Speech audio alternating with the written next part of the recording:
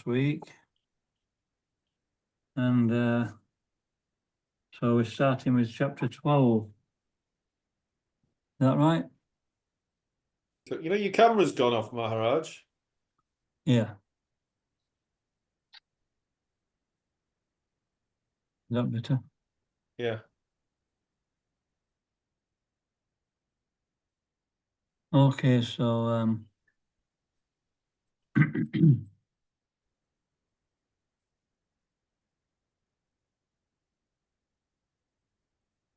trying to get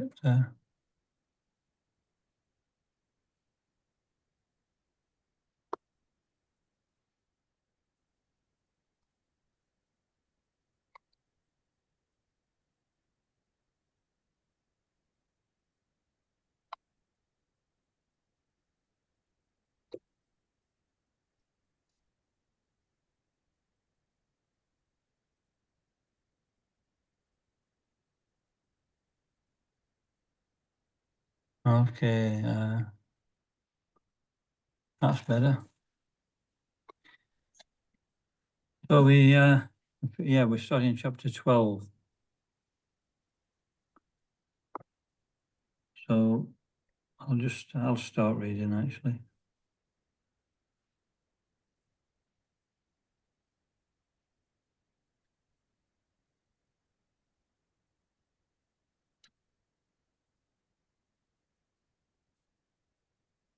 Actually, one of you can start reading.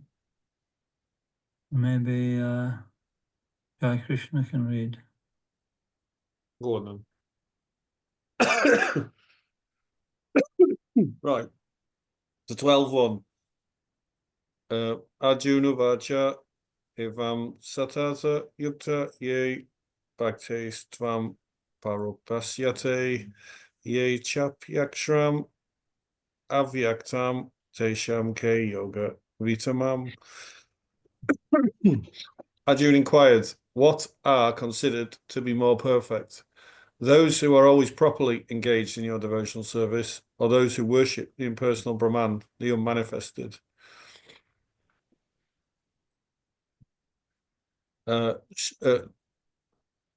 Chapter 2, verse 2. Sri Bhagavadgita Mai Avesha Mano Yamam Nitya Yukta Pashyate Shraddhaya Paraya Petas Te Me Yukta Tama Mataha.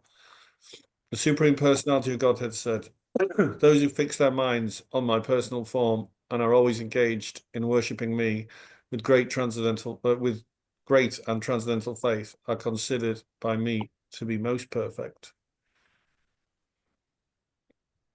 3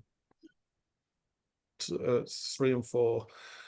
Ye tvakshram aniredesyam avyaktam paryupashate sarvatragam achintyam cha kuta stiham achalam dhruvam saninyam yendriya gramam savatra sama buddhaya te prap nuvanti mam eva savabhuta hite rataha. But those who fully worship you manifested, that which lies beyond the perception of the senses, the all-pervading, inconceivable, unchanging, fixed and immovable, the impersonal conception of the absolute truth, by controlling the various senses and being equally disposed to everyone, such a person engages in the welfare of all. At last achieves me. So, Omegam Timirandasya Giranjana Shalakaya Chakshuran Militam Jena Tasmai Shri Guruve Namaha.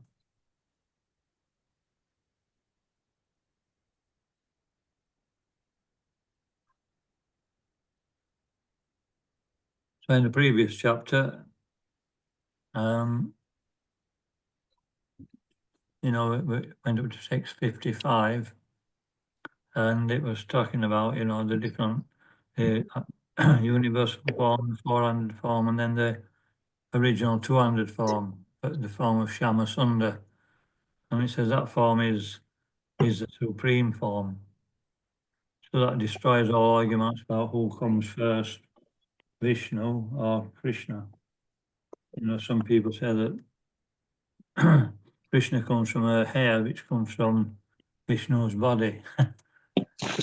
You know, you can believe that if they want, but I see here we have it from the Bhagavadgita, from Krishna's mouth and from the pure devotee's mouth, so that's the one that we accept.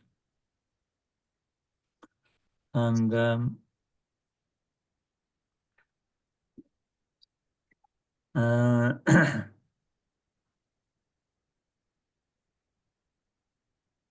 yeah, this personal understanding has been mentioned before in Bhagavad Gita. Mamivamsa Jiva Loke Jiva Bhuta Sanatana. So this is 647. No, that's not 647. Start reading Bhagavad Gita regularly. I'm getting a little bit behind. Just a minute.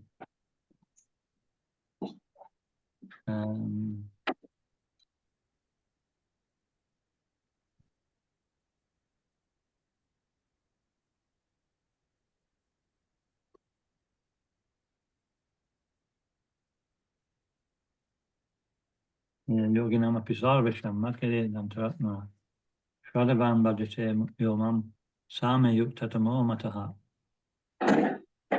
You know, of all yogis, the Bhakti yogi is the best. And 7.1 Maya Sakta Manha Patha Yogam Yunjan Madashraiha. So, you know, once again, one who engages in devotional service. And 8.5 says that anybody who leaves his body remembering that Supreme Person, he attains to his nature. So, here it's not, you know, audience still asking the question for our benefit, really, because the impersonalists are so, you know, determined to put their point of view forward. And Krishna wants to, Arjuna wants to make sure that it's clear to everybody. So this chapter talks about devotional service. That devotional service is the supreme process. You know, there's two classes of men generally. One is the impersonalist, and the other is the personalist. And so this is always a big conjecture. You know, when there's no real understanding.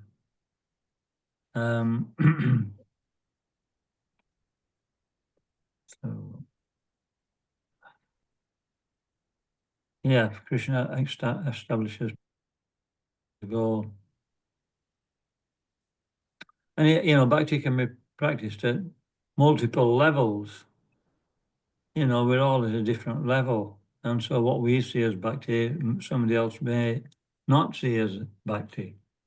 And so we'll hear later on in the 12th chapter all the different levels of what actually bhakti is. So Arjuna asked the first question, who's most perfect? One who worships the impersonal form, or one who worships the personal form? And, you know, without a doubt, he says in the second verse that, you know, one who's always worshipping me, desiring my association, worshipping me, and has great faith, he's considered to be most perfect. And then he talks about the unmanifest, the impersonalists, that they will actually be, if they follow the path properly, that's the point. Well, there's very few people can. But if they can follow the process properly, they can theoretically attain the supreme. But it's very, very precarious situation. We may be diverted by so many things. You know, they worship. This is what they have to do. They have to worship the unmanifest. I mean, what's the unmanifest? That is which is on beyond sense perception already. We can just think that it's impossible. It's beyond our range of senses. It's unmanifest. And yet it's all pervading and it's inconceivable. It's unchanging and it's fixed. It's immovable. It's mind-boggling just to hear the description, what the speaker trying to actually focus on these things. So it's all in the head. And the practical application, it says that we become equally disposed towards everybody. We see everybody, on the spiritual platform, in other words. And then if we actually practice that process properly, eventually we can achieve the Supreme Lord. But there's one qualification. Does anybody know what that is? I've mentioned it before, actually.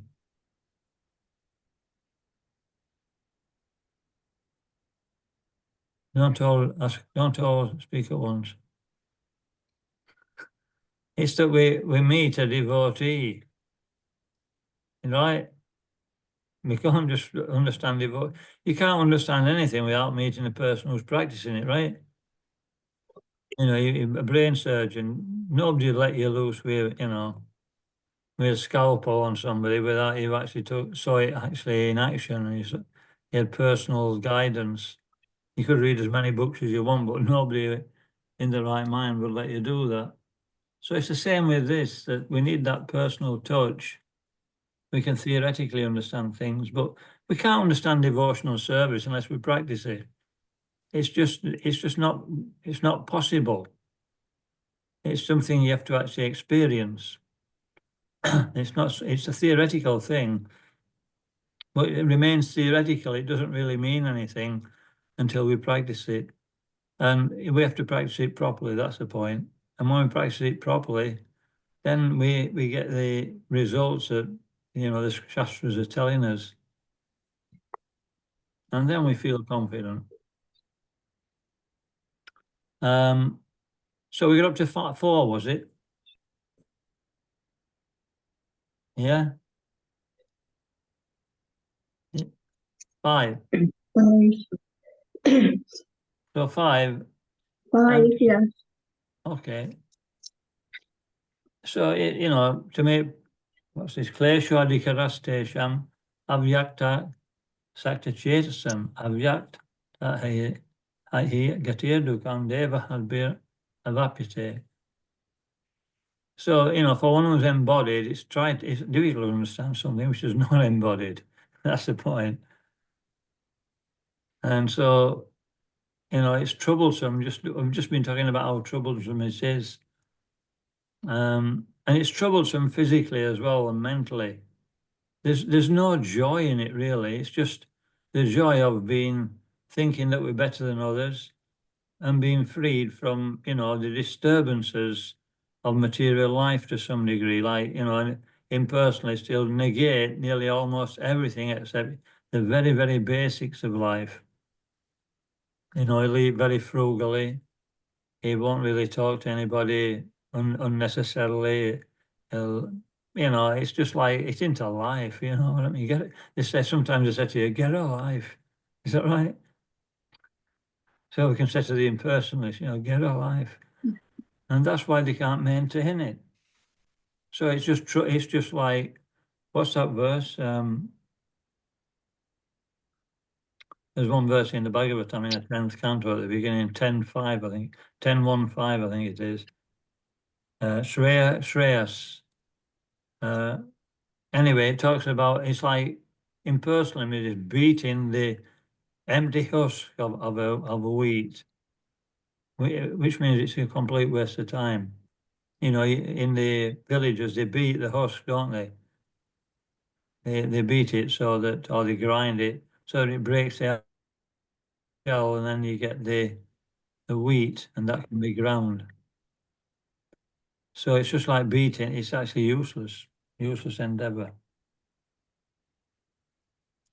And so he said to make trouble in that discipline is always difficult for those who are embodied.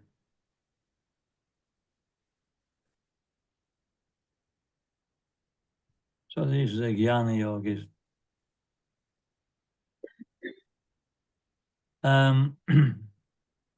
So, you know, for anything to be successful, there has to be some bhakti in it. Anybody who follows this impersonal process and they don't follow, you know, some bona fide scripture, they'll get nothing at all. If it's actually a bona fide script, part of the Vedas, which explain the impersonal path, then there'll be some bhakti in there. You know, we'll be actually hearing Shastra, which is spoken by the Supreme Lord for those who want to practice in that way. And there'll be certain mantras there which indirectly mention Vishnu.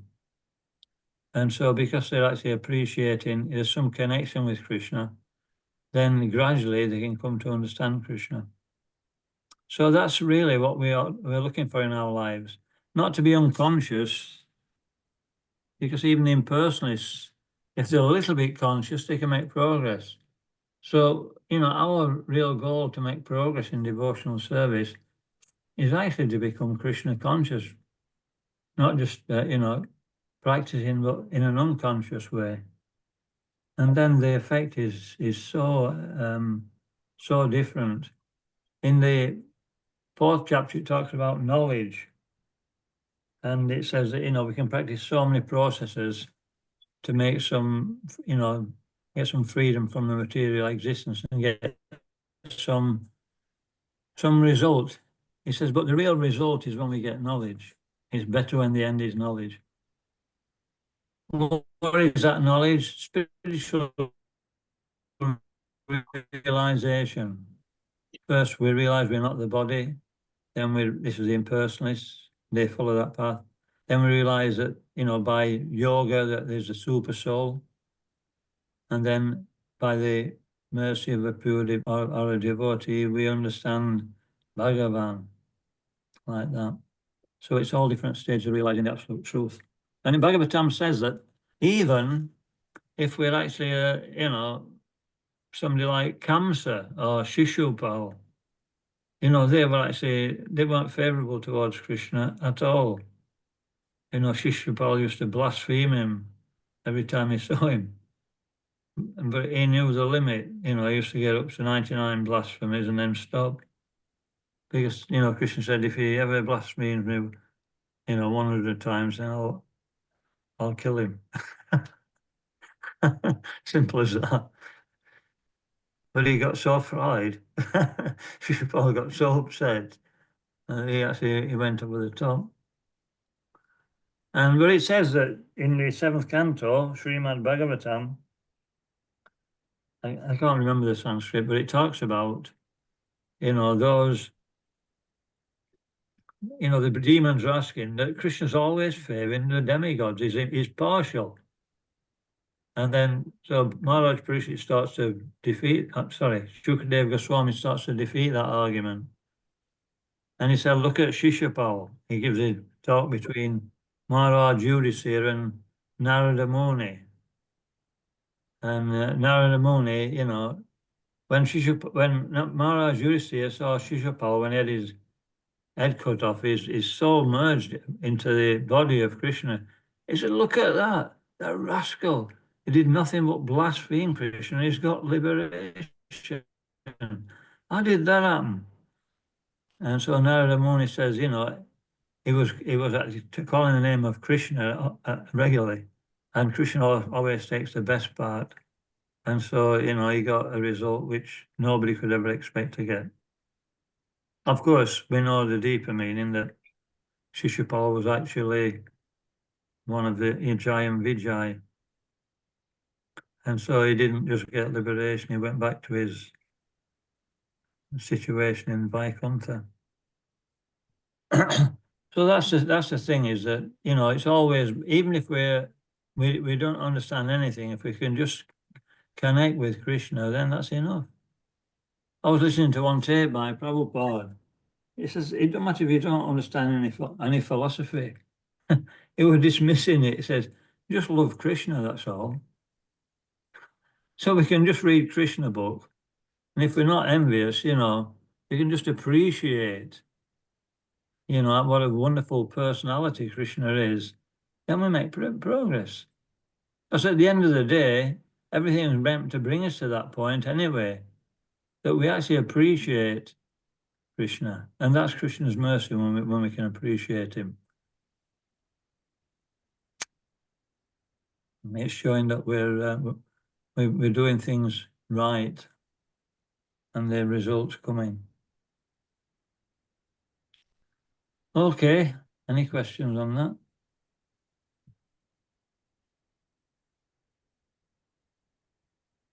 So now we're going to get about, what was that? Somebody spoke? Oh, just saying, when I were at bus stop, a fella come up to me the other day and he says, "God bless you," he said. "God bless you." I never met him in my life. I said, "My friend, it's not God's blessing I need God's mercy." Yeah. Oh, that's the same thing, isn't it? Yeah, I thought it's the same as a blessing, a mercy, yeah. Yeah. Anyway, that's good. We need blessings. So from here, from text 6 onwards, we'll talk about different levels of bhakti, right? So who wants to read next? Well, like Don read.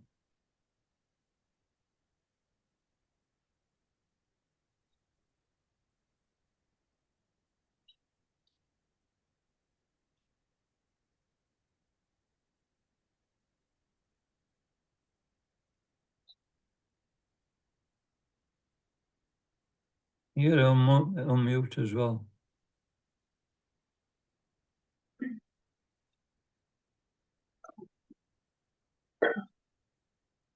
All right, we'll come back to Don. We'll let him sort it out. Maybe Barbara can read it. Hare Krishna. Hare 12:5. For those whose minds are attached to the unmanifested impersonal feature of the Supreme, advancement is very troublesome. To make progress in that discipline is always difficult for those who are embodied. 12:6. For those who worship me, giving up their activities unto me, and being devoted to me without deviation, engage in devotional service, and always meditating upon me, having fixed their minds upon me as Son of Truth, for them I am the swift deliverer from the ocean of birth and death. 12:8. Just fix your mind upon me, the Supreme Personality of Godhead, and engage all your intelligence in me. Thus you will live in me, always without a doubt. So this is the goal of devotional service, just to be fixed on the Supreme Personality of Godhead. And therefore, you know, we don't see anything separate from him. We just engaged in everything is, you know, centered around Krishna, because at that point, there's so much nectar from connecting with Krishna and so much attachment to Krishna that, you know, that's all we want. It's just like two young lovers when they come together, you know, the world becomes void except for that, you know, they're just like completely absorbed in one another. And so, you know, this is Krishna consciousness, that even in the spiritual world, I was listening to Gopal Champu, how, you know, when one of the cowherd boys will come back from the you know, the pasturing grounds where he's been, you know, playing with Krishna and killing one of the demons or something, and you know, he'll mention to his mother, "Mother, do you know today, this big demon came and Krishna just killed him." "Oh, really, my son? Krishna's so wonderful." So then, you know, everything's centered. I mean, if somebody came home in, you know, in Sheffield or, you know, Barnsley or somewhere like that, and said to the mother that, it will, you know, there'd be a different reaction, wouldn't there? You know what I mean? So we're talking about the spiritual world, but still, you know, nothing phases them. They're still focused on the goal. And so that has to be spontaneous. It's not actually something we have to force. Okay. 12:9. My dear So Lord, that's a level we're after attaining. And this is the supremacy of bhakti. So the next five verses, you know, they'll explain about the different levels. And the first one is also spontaneous, that we're still practicing, but everything's become spontaneous. This is okay. So can you read 7, Matthew? my dear Arjuna, O winner of wealth, if you cannot fix your mind upon me without deviation, then follow the regular principles of Bhakti Yoga. In this way, develop the desire to attain me. Okay, so sorry, I got it a little bit wrong there. 6 and 7 we read together. That's the one I was talking about. They're more or less talking about bhakti. And so this is spontaneous bhakti. We don't have to endeavor. It's just coming from the heart. And so, you know, we're talking now, this one's talking about regulative devotional service. Vaidhi means rules and regulations. Sadhana means a process by which we obtain something. So it's rules and regulations of bhakti. Vaidhi and the practice is sadhana to obtain this process we just heard in the previous verses, to obtain that result, which is just natural inclination to serve Krishna. So that's a practice that a serious devotee follows. We follow 4 regulative principles. We chant 16 rounds. We engage his life in just centered around serving Krishna. And we take vows to support that. If we take vows properly, then it helps us to maintain that. This is called initiation. So this is desired. This is the highest process for this age. I mean, there may be some spontaneous devotees, but you know, I don't know any. They've all had to come through this process of Vaidhi sadhana bhakti. There's 2 kinds. There's sadhana siddha, one which in siddha means perfection, by Vaidhi, and there's kripa siddha. So the kripa siddha, kripa means mercy. He receives mercy from a devotee, or he receives mercy from Krishna, and straight away he advances. And Prabhupada said we shouldn't wait for that. That's maybe a long way. It's like some people get a honorary degree. It means that, you know, you've done work in a certain field, and it's recognized by the administration, and you know, authorities. So they bestow upon you a degree, right? Or a master's or a PhD, whatever they decide. And so you didn't have to go through the course. And so the usual way is to go through the course, and that's what Prabhupada recommends. Because by that process we'll prove that we're serious, and then Krishna will bestow, it will become kripa. There's nothing happens without Krishna's kripa. But that kripa is, you know, that kripa is obtained by our pleasing Krishna with our effort. That's the point. Okay, so now we're going to talk about the next stage. So we'll change readers because we're going on a little bit here. Maybe he's done ready this time, right? Or he was still in problems. No. All right. Okay, Maharaj. Text 10. Abhyase pi asamatosi matkama paramopava maratamapi kamani kovansidim avapyasi. If you cannot practice the regulations of Bhakti Yoga, then just try to work for me, because by working for me, you will come to the perfect stage. Yeah. So this is, we've heard about Nishkam Karma Yoga before, right? Can anybody remember that word?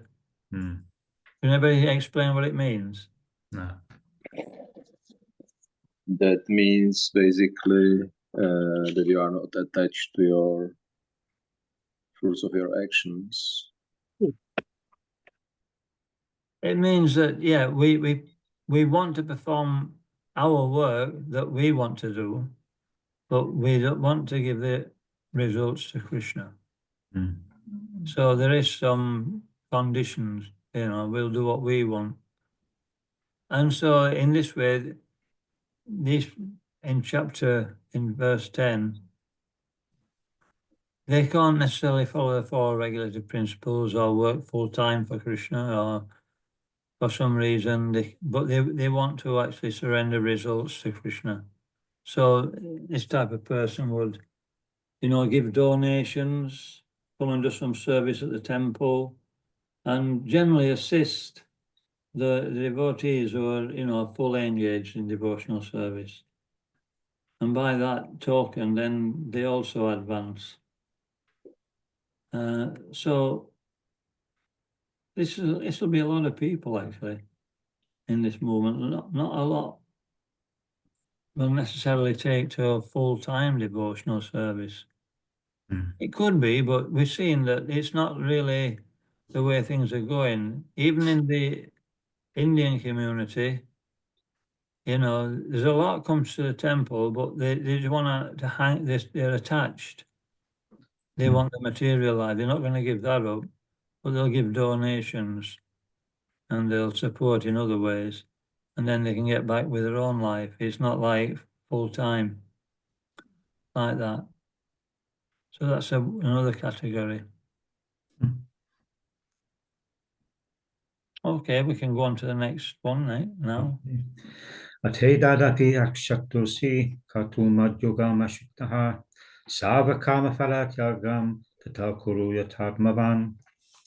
If, however, you are unable to work in this consciousness, then try to act giving up all results of your work and try to be self-situated.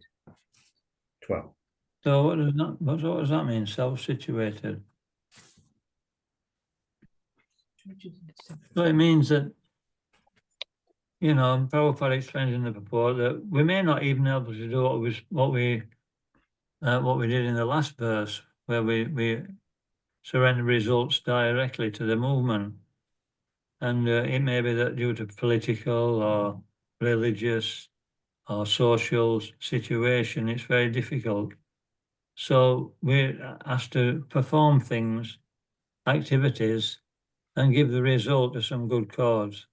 In other words, develop detachment. So that's what's recommended there. Even national service and things like that. In other words, not giving up the selfish attitude. Okay, well, change readers now. Maybe Gita Takarani can read. 12. Shreyogi Gyananam Abhya Saj Gnanad Dhyanam Vishishyate Dhyanat Karma Phala Tyagas Chantir Anantaram. If you cannot take to this practice, then engage yourself in the cultivation of knowledge. Better than knowledge, however, is meditation, and better than meditation is renunciation of the fruits of action, for by such renunciation one can attain peace of mind.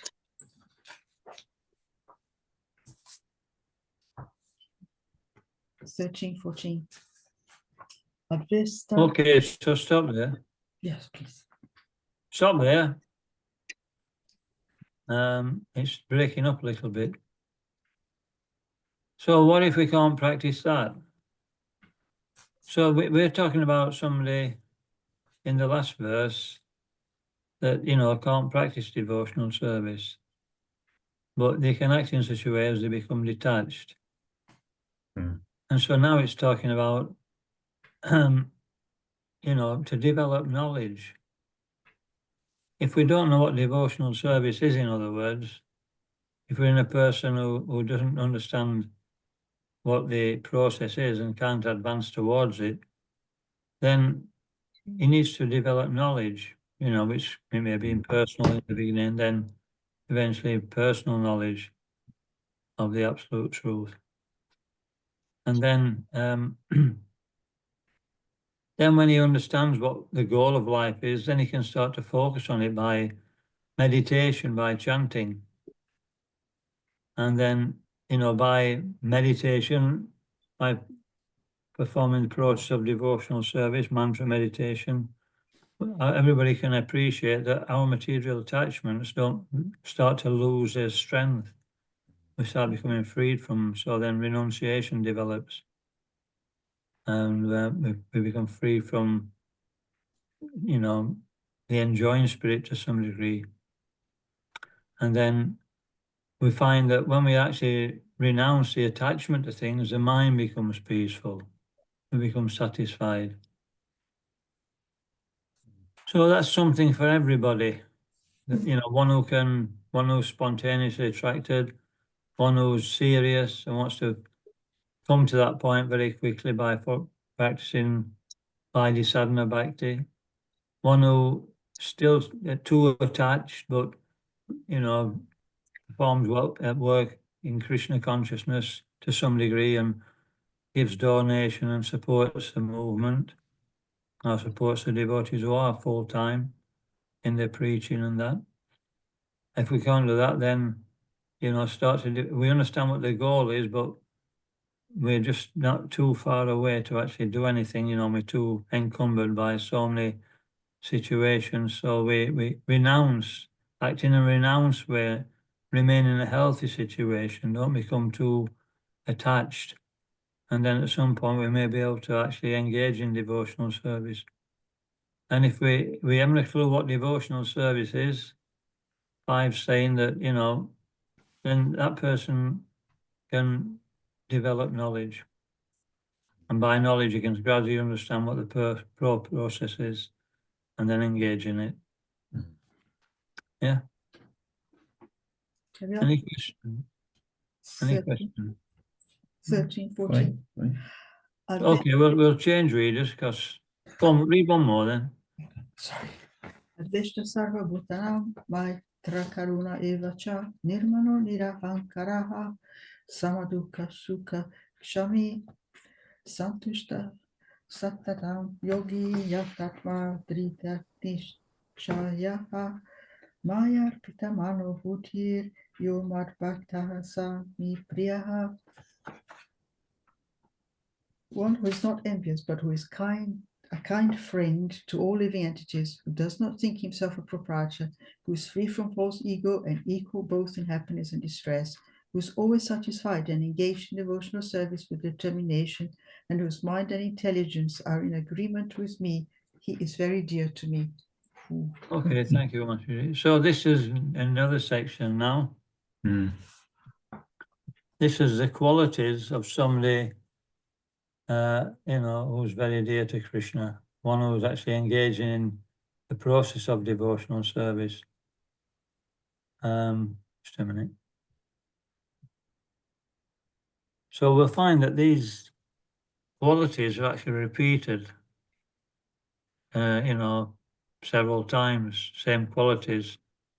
And so the Prabhupada explains in one of the reports that that's because it's very important that when something is important, we actually emphasize it more than once.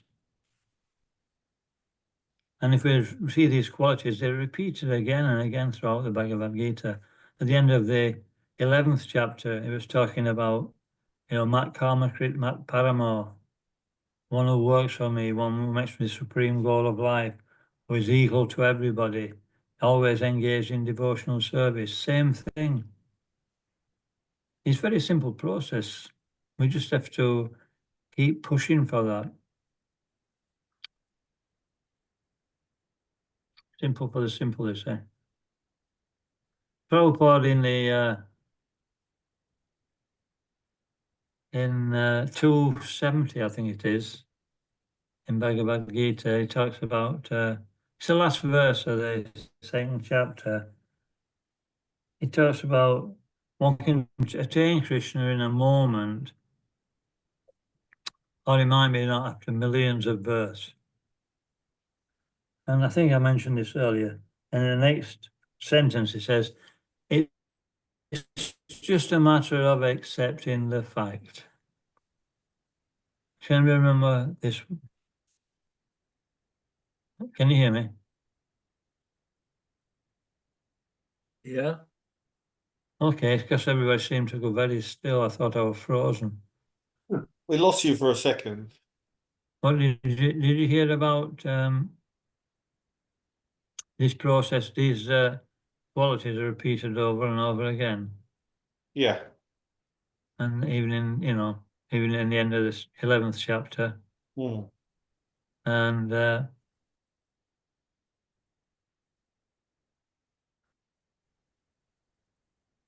so it's a very, very simple process. We just have to keep trying for it. This is our real work. Devotional service is a positive thing. If we positively engage in it, the detachment will automatically come. And so we can all do this. We can all read this 12th chapter and keep pushing for that, keep adding some extra, quality into our service each week or each day, each month, each year. And that's what all the scriptures are there for, to bring us to this point.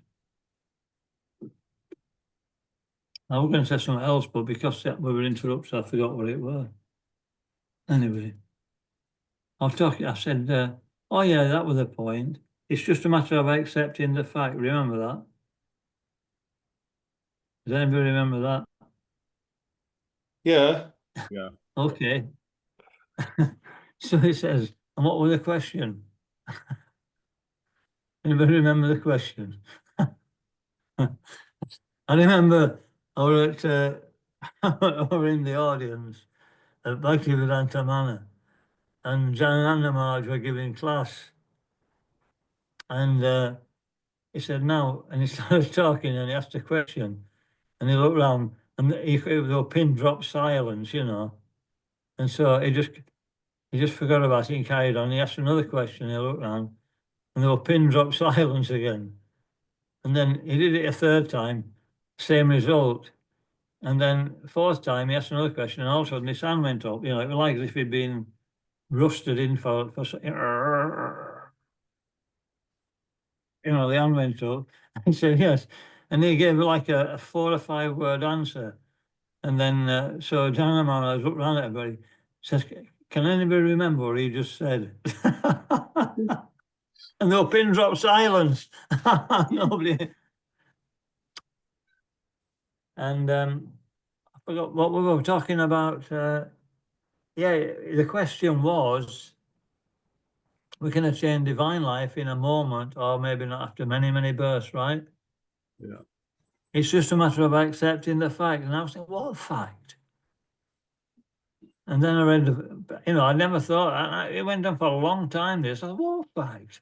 And then I was reading the previous verses, and I came to the purport. It says that, and it emphasized in the previous verse, in the purport, that we are not the enjoyers.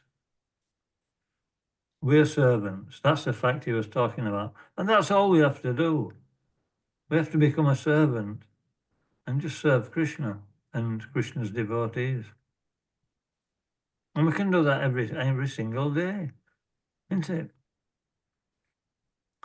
And if we accept that, then we'll actually achieve perfection.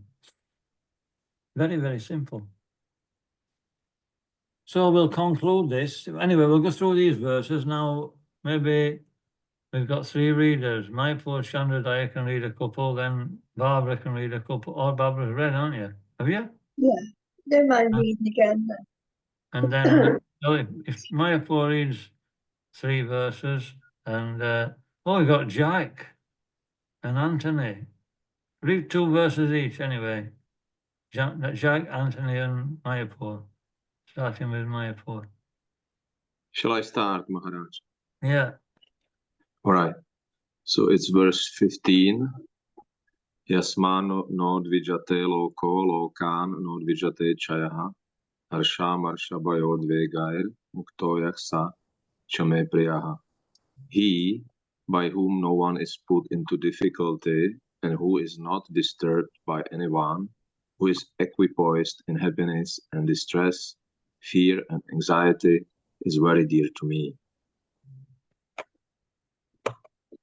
And second verse, Anapeksha Shuchirdaksha Udasino Gatavyataha Sarvaramba Parityagi Yo Madbhakta Same Priyaha.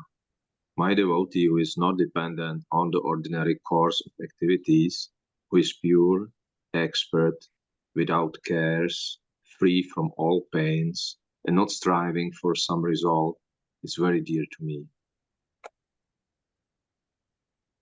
All right. Thank you, Michael. It. Okay. Anthony, if you'll read the next 2. Next 2. Yona Hashatina Veshtina Sochatina Konshati Subha Shubha. What are you reading? Are you reading the right one? 17. 16, isn't it? Is it? He's just done 16. 17. You've done 16. I did 16, yeah. All right, okay. Okay. Bhaktimam ya shame priya. One who neither rejoices nor grieves, who neither laments nor desires, and who renounces both auspicious and inauspicious things. Such a devotee is very dear to me.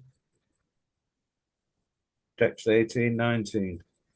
Sama satro chamitra cha pratamana pamanayo sitoshna sukta dukeshu sama sangha vivarjita kalyaninda stute mani suntushoyena kan nachit aniketa stitra matir bhaktimam mi priyo nare.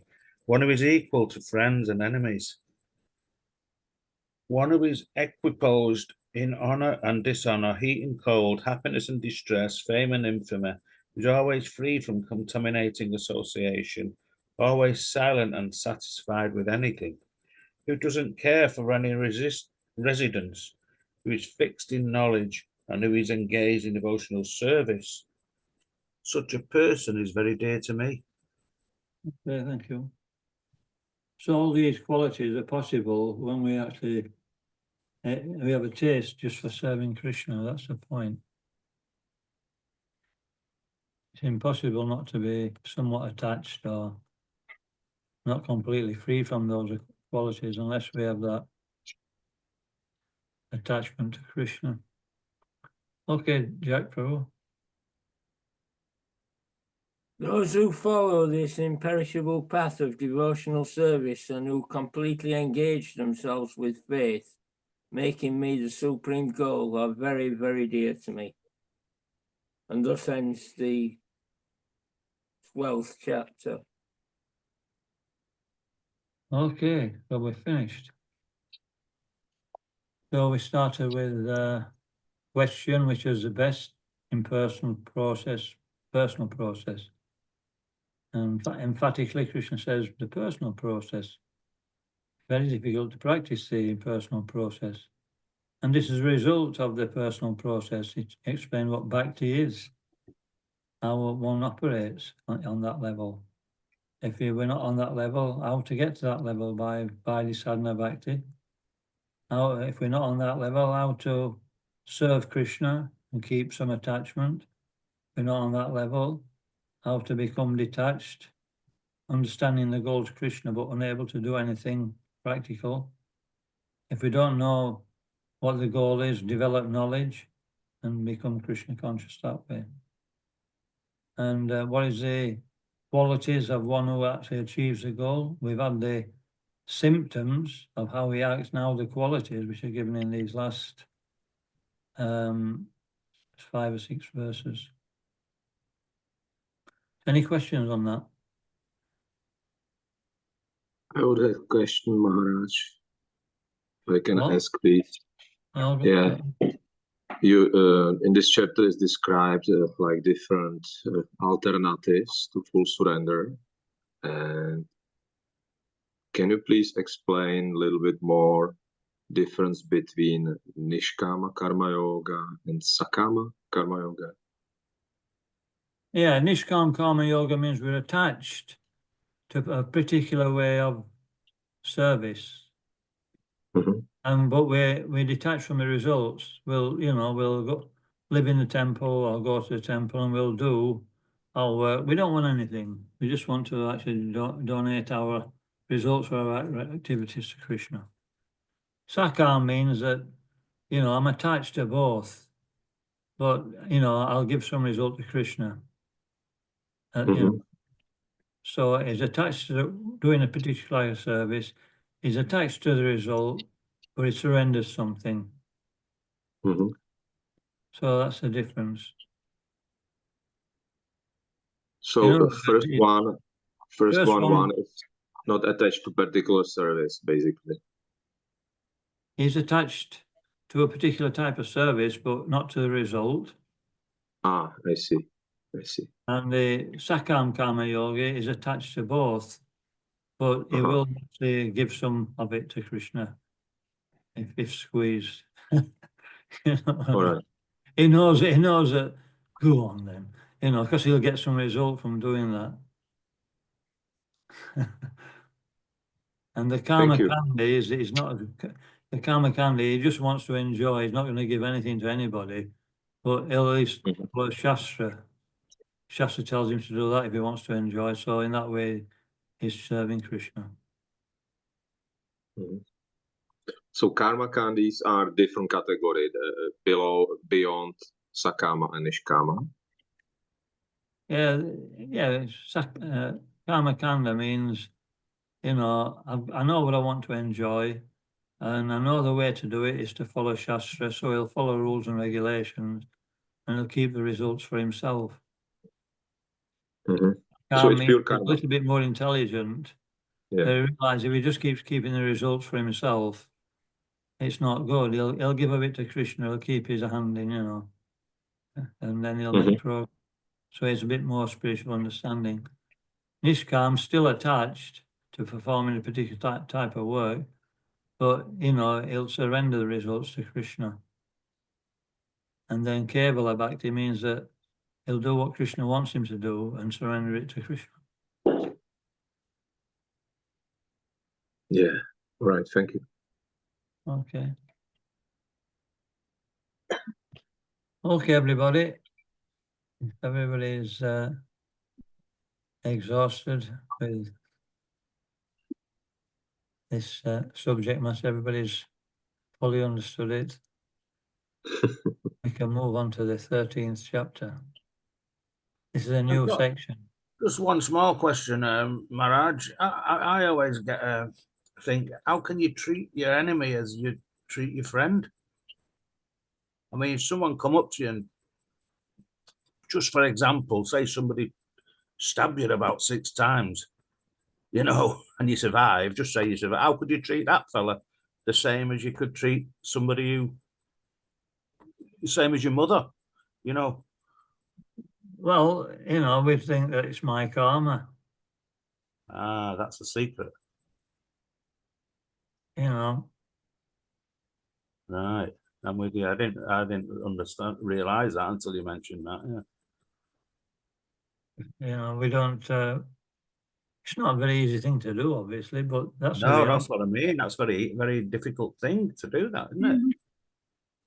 Yeah. I mean, your mother is somebody you love so much, and so to be able to treat somebody who's very bad to you the same as the same as a loving mother. I mean, I just when you mentioned karma, yeah, but I mean, We have to be on the spiritual platform. yeah, you got to be on a different. We have to understand different- theoretically, yeah. at least, that we're Yeah. living in a dream. Yeah. Everything's temporary, Uh-huh. and then it's going to come and go. And that whatever happens to me is going to come and go. There's nothing I can do about it.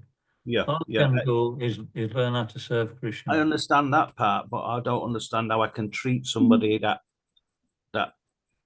so bad, like treating somebody so good, like we're recognizing that it's not our karma.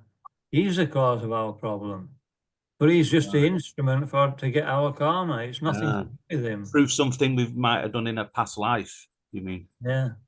Yeah, I understand now.